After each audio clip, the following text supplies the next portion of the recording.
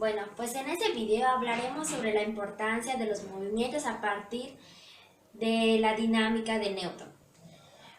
Para eso definiremos qué es fuerza. La fuerza es la acción capaz de cambiar un estado de reposo a un estado de movimiento.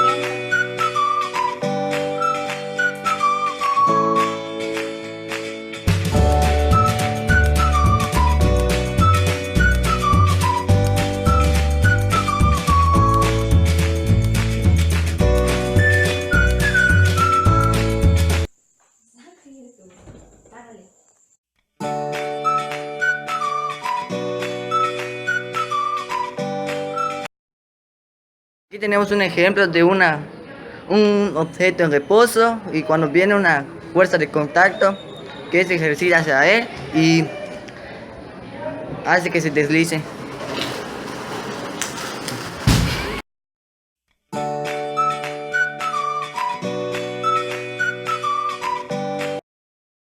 Bueno, pues acá les voy a mostrar sobre la fuerza, en la cual esta fuerza actúa sobre la botella y causa la deformación.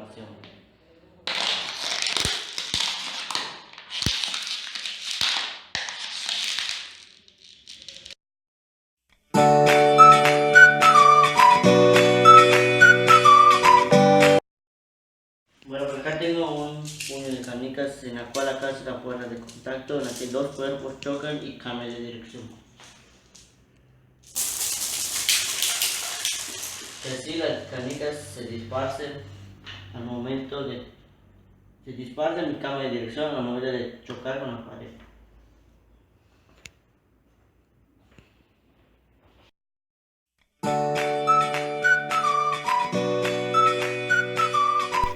El dinamómetro es una herramienta que mide las variaciones que producen en un objeto.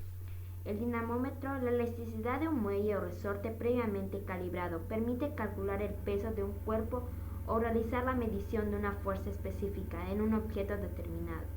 Se utiliza para someter algunos materiales a esfuerzos y estiramiento para determinar su resistencia y la deformación del material. Funciona como báscula asemejando las unidades de fuerza a las unidades de peso.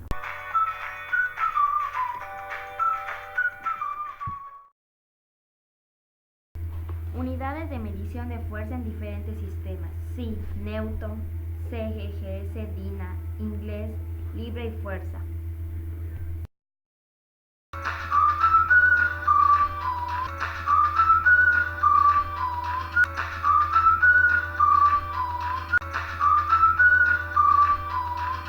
Clasificación de fuerza. Gravitacional se genera por la atracción que existe entre dos cuerpos. Un ejemplo sería de una persona en medio de los demás. Electromagnética se genera por la atracción o repulsión entre dos cuerpos. Un ejemplo sería la de los imanes. Nucleares fuertes son las fuerzas que mantienen unidas las partículas. Un ejemplo sería de una persona fuerte. Nuclear débil son las fuerzas que provocan el decaimiento reactivo de algunos núcleos atómicos. Un ejemplo sería de una persona muy débil.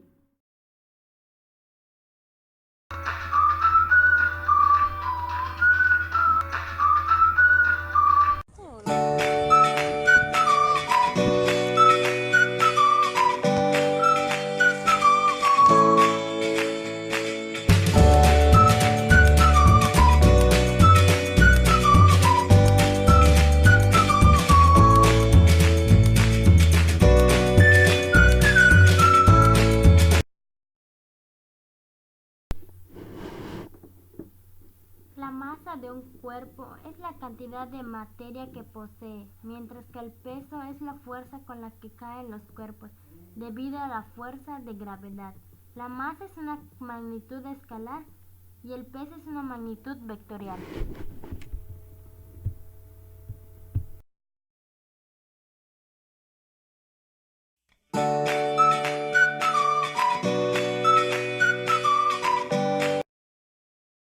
Según su origen gravitacional, electromagnética, nuclear fuerte, nuclear débil. Esto es de sumo interés saber que las fuerzas gravitacionales son menos intensas que las electromagnéticas. Las gravitacionales se generan por la atracción que existe entre dos cuerpos debido a sus masas. Las electromagnéticas se generan por la atracción o repulsión entre dos cuerpos debido a su carga eléctrica que tiene cada uno. núcleos fuertes. Son las fuerzas que se van manteniendo unidas por las partículas del núcleo atómico. Los núcleos débiles es la fuerza que van provocando el decaimiento reactivo de algunos núcleos atómicos que se van fomentando en cada una, que van deteriorando si son núcleos débiles o núcleos fuertes.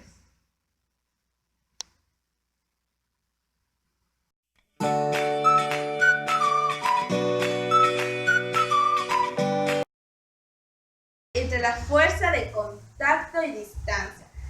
La fuerza por contacto es la fuerza de un cuerpo aplicada a otro. Un ejemplo sería la fuerza muscular. La fuerza elástica es resultante de la deformación de un cuerpo elástico. El otro sería fuerza por empuje. Puede ser ejercida por el aire, por un gas comprimido. La fuerza de frotamiento, que se produce al oprimir un cuerpo sobre otro en movimiento. La fuerza de distancia es la que se produce sin contacto entre los cuerpos que reaccionan sobre otro. Un ejemplo sería las puertas de un súper al momento de dirigirte hacia ellas.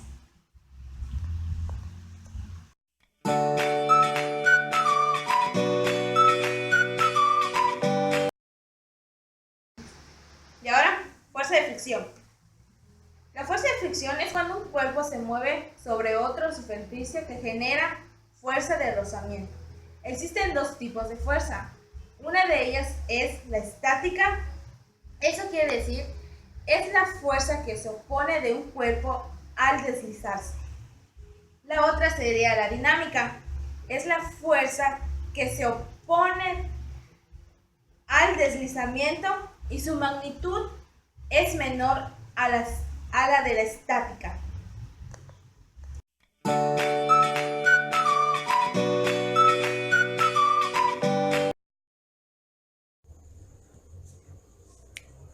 El coeficiente de fricción es característico para cada superficie y no tiene unidades y se representa ME. El coeficiente de fricción dinámico es característico para cada superficie y no tiene unidades igual y se representa MD.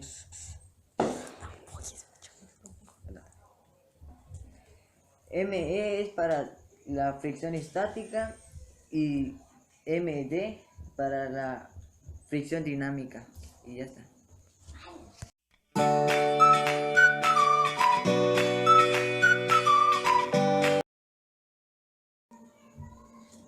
¿Cómo en un objeto en reposo se pueden encontrar las cuatro fuerzas? En este caso yo se los voy a representar con un vaso. El peso, o sea, viene siendo el peso y la masa que tiene el objeto. Y la estática es la fuerza que se opone al cuerpo.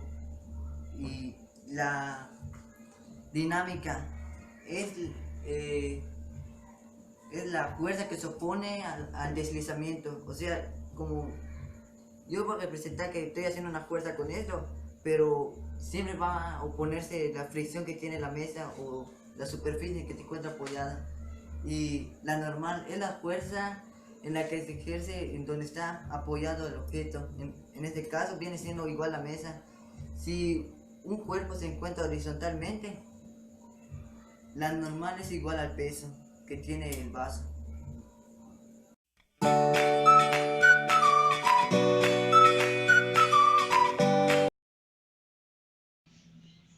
El valor de fricción de algunos materiales varía según el peso del objeto. Un ejemplo sería una caja que pesa 10 kilogramos y tiene un valor de fricción de 0.3.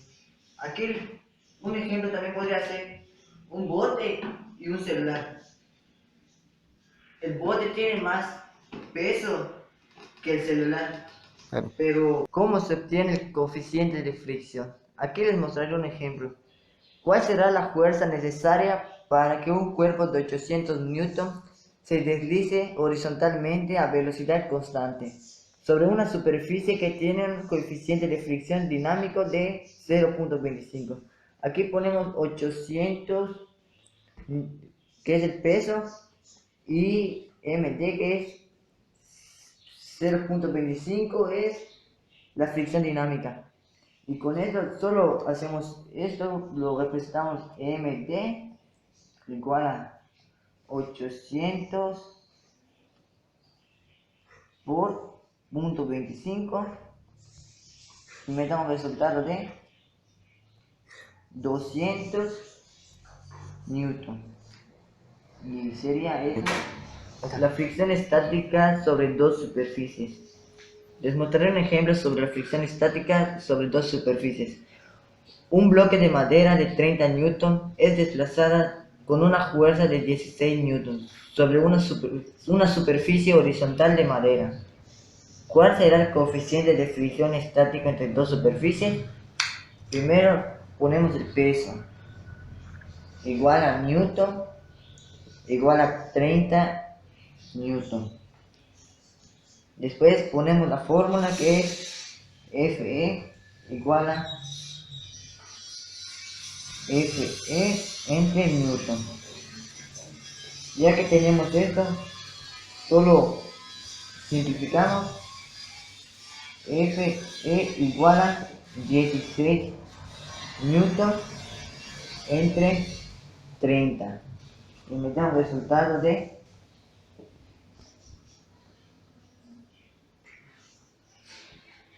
0.57.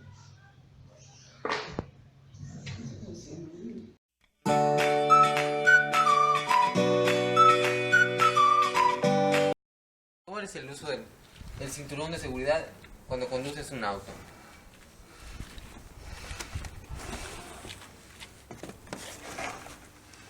Cuando conduces, la mayor prioridad debe ser manejar el cinturón.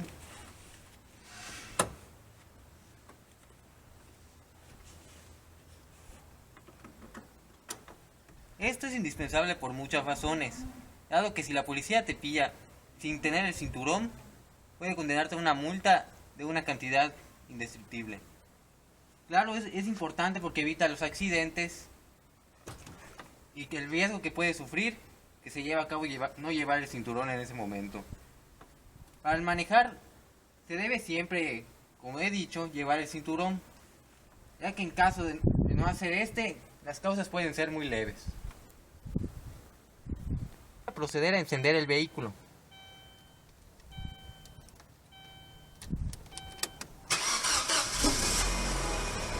Por tales cantidades no puedo conducir, obviamente, pero en la autopista es indispensable llevar siempre el cinturón, dado por los muchos retenes que obviamente tiene esta ciudad Cauquel y sin embargo también Mérida.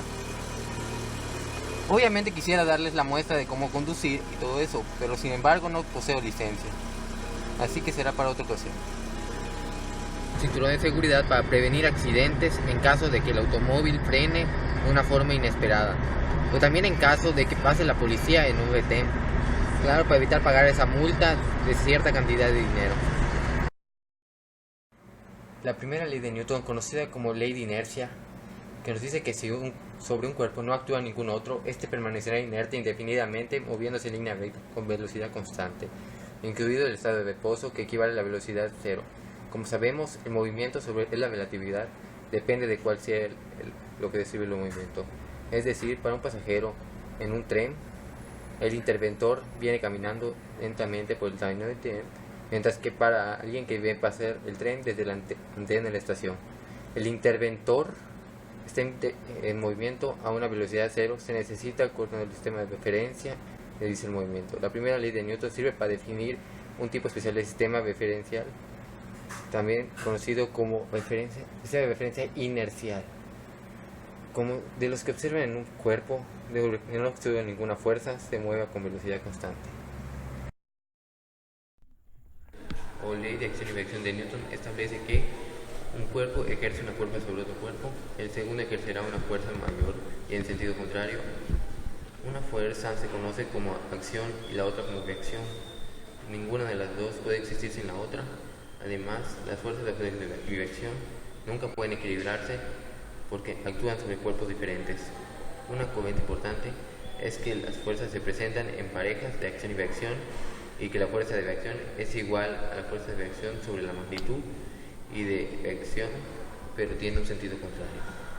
En pocas respuestas, las leyes de acción y reacción son parejas.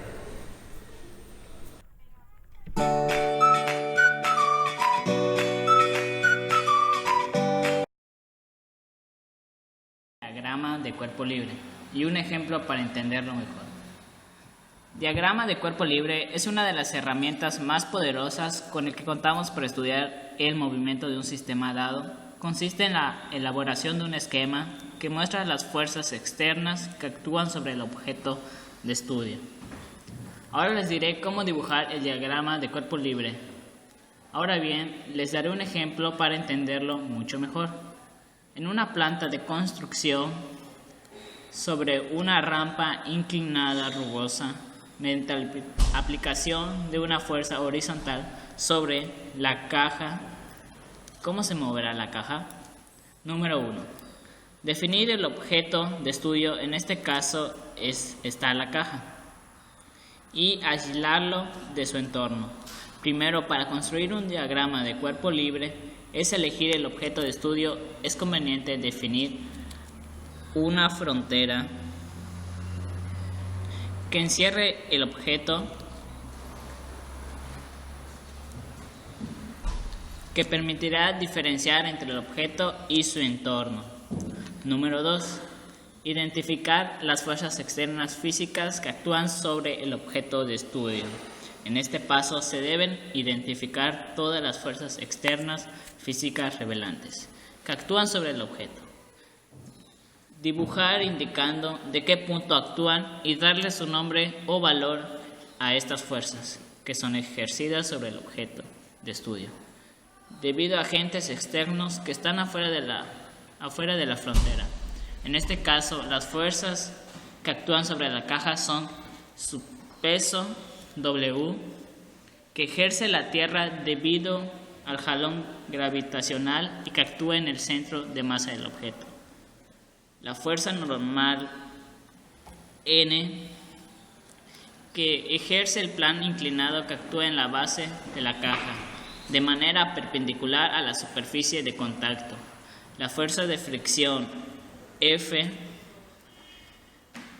que ejerce la superficie rugosa y que es paralela a la superficie de contacto. La fuerza de fricción siempre se opone al movimiento relativo entre las superficies de contacto. Finalmente, la fuerza externa F, aplicada sobre la caja por el trabajador.